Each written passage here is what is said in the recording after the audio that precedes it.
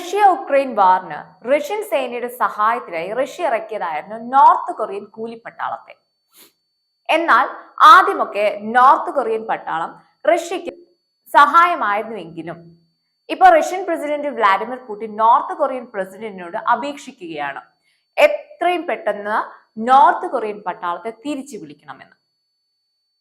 ഉത്തര Korea ആണെങ്കിൽ 10,000-കണക്കിന് കൂലിപ്പട്ടാളത്തെ വീണ്ടും റഷ്യയിലേക്ക് വിടാൻ ഇരിക്കുമ്പോഴാണ് ഇപ്പൊ റഷ്യയിൽ നിന്നൊരു ഇത്തരമൊരു അപേക്ഷാ സന്ദേശം വരുന്നത്. എന്താണ് ഈ റഷ്യ നോർത്ത് കൊറിയയുടെ കൂലിപ്പട്ടാളത്തെ പറഞ്ഞയക്കാൻ ധൃതി കാണിക്കുന്നത്? ഇനി ഉക്രൈൻ റഷ്യ യുദ്ധം അവസാനിക്കുന്നതിന്റെയൊക്കെ ഭാഗമായിട്ടാണ് തുടങ്ങിയ കാര്യങ്ങളാണ് ഇന്ന് നമ്മൾ സംസാരിക്കുന്നത്. This is Swathi. Welcome back to Talk space.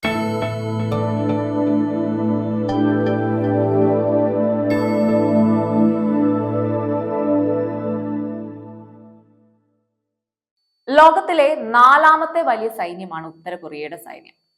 Uttara Korea റഷ്യയിലേക്ക് അയച്ച സൈനികർക്ക് വലിയ പ്രത്യേകതയുണ്ട്.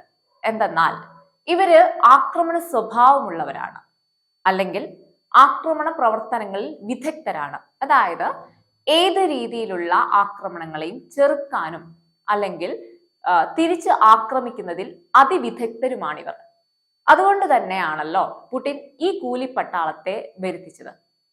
1990കളിലെ വിനാശകരമായ ക്ഷാമത്തിന് ശേഷം വളർന്ന തലമുറയിൽ നിന്നുള്ളവരാണ് റഷ്യയിലേക്ക് വന്ന യുവ ഉത്തര കൊറിയൻ സൈനികർ. അതായത് അതിശക്തന്മാരാണ് ഇവർ. ഇപ്പം ഇത് പറയാനുള്ള ഒരു കാരണം, ഈ അടുത്ത് 30-ൽ കൂടുതൽ റഷ്യൻ പട്ടാളക്കാരെ ഉത്തര കൊറിയൻ പട്ടാളക്കാർ വെടിവെച്ചു കൊന്നു. ഇതിനു മുൻപും ഇതുപോലൊരു ആക്രമണം റഷ്യൻ പട്ടാളക്കാർക്ക് നേരെ ഉണ്ടായിരുന്നു. അന്ന് 9ഓളം റഷ്യൻ പട്ടാളക്കാരാണ് ഉത്തര കൊറിയൻ ആർമിയുടെ തോക്കിനിരയായത്. അന്ന് അതിന് റഷ്യയും അതുപോലെ ഉത്തര കൊറിയയും നൽകിയൊരു വാദം എന്ന് പറയുന്നത് ഒരു വാക്കു തർക്കത്തിൽ ഉണ്ടായ വെറും ഒരു വെടിവെപ്പായിരുന്നു എന്നതാണ്. 2 രാജ്യക്കാരുടെയും ഭാഷകൾ തമ്മിലുള്ള പൊരുത്തക്കേട് മൂലം സംഭവിച്ച ഒന്നായിരുന്നു എന്നൊക്കെയായിരുന്നു അന്ന് പറഞ്ഞത്. എന്നാൽ ഇപ്പോൾ ഉണ്ടായിരിക്കുന്ന ആക്രമണം ചെറുതൊന്നുമല്ല. 30ഓളം പട്ടാളക്കാരാണ് മരിച്ചു വീണിരിക്കുന്നത്. അത് ചോദിക്കാൻ ചെന്ന സുപ്പീരിയർ ആയിട്ടുള്ള ഓഫീസേഴ്സിനെയും വെടിവെച്ചു കൊന്നു.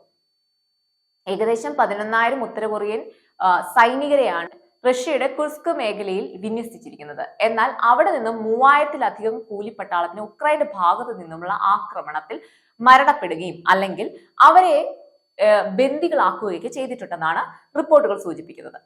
ഇതെല്ലാം കൊണ്ട് തന്നെ അവിടെയുള്ള മറ്റുള്ള ഉത്തര കൊറിയൻ കൂലിപ്പട്ടാളത്തിന് അവരുടെ നിലനിൽപ്പിനെ ഭയന്നുകൊണ്ട് പലരും എന്ത് ചെയ്തു? സ്വയം ഗ്രനേഡ് പൊട്ടിച്ച് ആത്മഹത്യ ചെയ്യുകയാണ് ഉണ്ടായത്. ഉക്രൈനിൽ ബന്ദികളായ പല ഉത്തര കൊറിയൻ പട്ടാള അംഗങ്ങൾക്കും റഷ്യൻ പട്ടാളത്തിന് ഒപ്പം നിൽക്കാതെ ഉക്രൈൻ സൈന്യത്തിനൊപ്പം ചേരാൻ ആഗ്രഹം പ്രകടിപ്പിച്ചിട്ടുമുണ്ട്. മറ്റു ചിലരാണെങ്കിൽ തിരിച്ച് അവരുടെ നാട്ടിലേക്ക്, അതായത് അവരുടെ വീട്ടിലേക്ക് പോകാനും ഉത്തര കൊറിയയിലേക്ക് പോകാനും ആഗ്രഹം പ്രകടിപ്പിച്ചിട്ടുണ്ട്.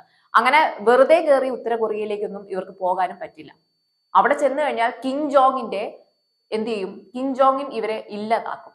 അതുകൊണ്ട് ഉക്രൈൻ പട്ടാളത്തിനൊപ്പം നിൽക്കാനാണ് ഇപ്പോൾ ബന്ദികളാക്കിയ ഉത്തര കൊറിയൻ പട്ടാളത്തിന്റെ തീരുമാനവും. ഈ ഉത്തര കൊറിയൻ പട്ടാളം ആക്രമണ സ്വഭാവമുള്ളവരൊക്കെയാണ്, ശരിയാണ്. എന്നാൽ അവർ യുദ്ധം ചെയ്യുന്നത് കിം ജോങ്ങിനെ പേടിച്ചിട്ടാണ്. അതുകൊണ്ട് തന്നെ ഈ ഒരു കൂലിപ്പട്ടാളം ആധുനിക യുദ്ധത്തിന് വേണ്ടത്ര സജ്ജരുമല്ല. എന്തുകൊണ്ടാണ് ഈ റഷ്യൻ ഉക്രൈൻ അതിർത്തിയിൽ ആത്മഹത്യകൾ ഇങ്ങനെ വർദ്ധിച്ചു വരുന്നത് എന്നുള്ള ഒരു അന്വേഷണത്തിൽ മനസ്സിലാക്കാൻ സാധിച്ചത് ഈ കിം ജോങ്ങിന്റെ അവരുടെ കൂലിപ്പട്ടാളത്തിന് അദ്ദേഹം നൽകിയ ഒരു ഉപദേശം ഇതായിരുന്നു: യുദ്ധ തടവുകാരനാകുന്നത് രാജ്യദ്രോഹമാണ്. പിടിക്കപ്പെട്ടാൽ നിങ്ങളൊരു രാജ്യദ്രോഹിയാണ്. പിടിക്കപ്പെടുമെന്ന് ഉറപ്പായാൽ സ്വയം ഇല്ലാതാവുന്നതാണ് ബുദ്ധി. ഇതുകൊണ്ടാണ് അതിർത്തിയിൽ ഉത്തര കൊറിയൻ പട്ടാളക്കാർ ആത്മഹത്യ ചെയ്തിരുന്നത്. സ്വന്തം രാജ്യത്തിലേക്ക് തിരിച്ചു പോകാനും കഴിയില്ല. ബന്ദികളായാൽ രാജ്യദ്രോഹികളായി മുദ്ര കുത്തുകയും ചെയ്യും.